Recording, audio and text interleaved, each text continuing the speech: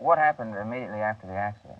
Well, my husband got out of the car and he went over and talked to the young fella, and he said, well, he wanted to pay him off there and not call the park department or anybody else. And he said, no, I can't do that. Said, I'm a businessman and I have to have this reported. And so he told him to go and call the fellow who was mowing with him. So he did, and the boy didn't want to go call the police or anything. And my husband was afraid to go and call the police because he's afraid the boy might leave the scene of the accident. So he made him go ahead and call the police. So then they called, the park department was out there, and also the public works people were out there.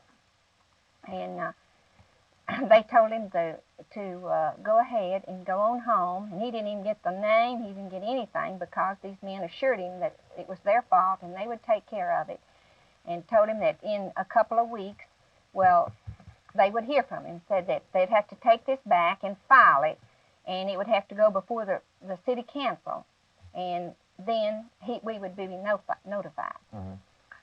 What was the damage to the automobile? Well, we have two estimates, and they run about $400 to $450.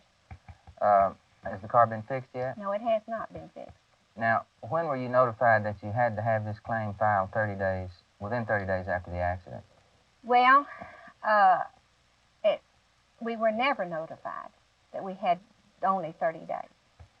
Didn't the claim form that you filled out have that warning in it? Well, the claim form that I filled out the day after my son's funeral. Mm-hmm. And it is written in there, but you didn't see it. Is that what you're telling me? It's written in little bitty forms at the bottom of the page that there's something about a 30-day deal. But this was already 10 days past 30 days. And we didn't get any kind of information or anything. I just told my husband, well, while I was off and before we went back to work, let's go down and see what we could find out about it. The accident was on May the 18th, and you filled out this form on what day? On June 28th. And June the 28th, then, was the first day you knew of the 30-day limit. Mm-hmm. Never heard anything from the city. Mm-hmm. What do you plan to do now? Well, we plan to sue. Take it into court? Yes, sir. You think it's worth the $400?